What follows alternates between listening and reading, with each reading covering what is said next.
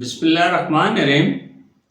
چار آدمی سیر کرتے کرتے ایک باغ میں جا نکلے۔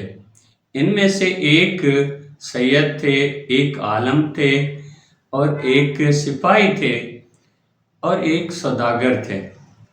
جب وہ باغ میں گئے، باغ میں خوبصورت میوے تھے، ان کا دل للچایا، وہ آہستہ آہستہ میوے کھاتے چلے گئے۔ اچانک باغ کا مالک وہاں آ نکلا۔ اس نے دیکھا تو اسے بڑا رنج ہوا کہ انہوں نے تو میرے باغ کا بہت زیادہ نقصان کر دیا۔ وہ بندہ بڑا عقل مند تھا۔ اس نے سوچا کہ یہ چار ہیں اور میں اکیلا ہوں، میں انہیں کس طرح قابو کریں۔ اس نے بڑی حکمت سے ایک ترکیب سوچی۔ اس نے سب سے پہلے سید سے کہا کہ آپ امت کے سردار ہیں، آپ اعلیٰ نسب ہیں، اور پھر اس نے سپاہی سے کہا کہ آپ تو اہل سیف آدمی ہیں، قوم کی خدمت کرتے ہیں، ملک کے لیے لڑتے ہیں۔ پھر اس نے عالم سے کہا کہ آپ ہمارے دین کی حفاظت کرتے ہیں، ہمیں آخرت کے بارے میں بتاتے ہیں، ہمیں گناہ ثواب کے بارے میں بتاتے ہیں، اور یہ بتائیں کہ یہ سوداگر کیا چیز ہے اور یہ اس کا ادھر کیوں آنا ہوا ہے اور اس نے کیوں پھل توڑے ہیں۔ یہ کہتے ہوئے وہ سوداگر پر جھپٹ پڑا اور اس نے اس کی خوب مرمت کی۔ مرمت کرنے کے بعد اس نے اس کو ایک طرف باندھ دیا۔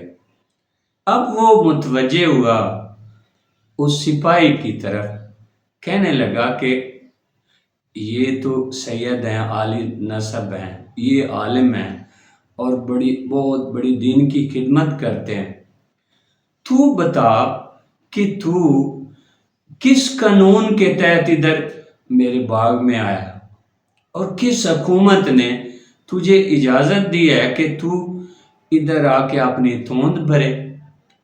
یہ کہتے ہوئے وہ سپاہی پر جھپٹ پڑا اور اسے خوب پیٹا اور اسے بھی زمین پر پٹک دیا اور باندھ دیا۔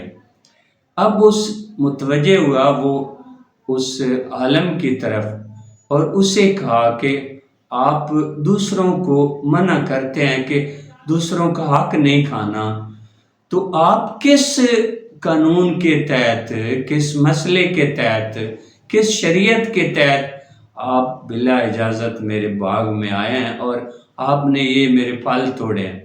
یہ کہتے ہوئے اس نے اس کی بھی خوب مرمت کی، عالم کی بھی، اور اسے بھی اس نے ایک طرف پٹک دیا۔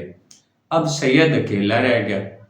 اس نے کہا، اعلیٰ نسب، یہ بتائیے کہ حضور صلی اللہ علیہ وسلم کا تو فرمان ہے کہ سید کی آل پر اس کی امت کی کوئی چیز حرام ہے، اس کا مال حرام ہے جو ناجائز طریقے سے لیا جائے۔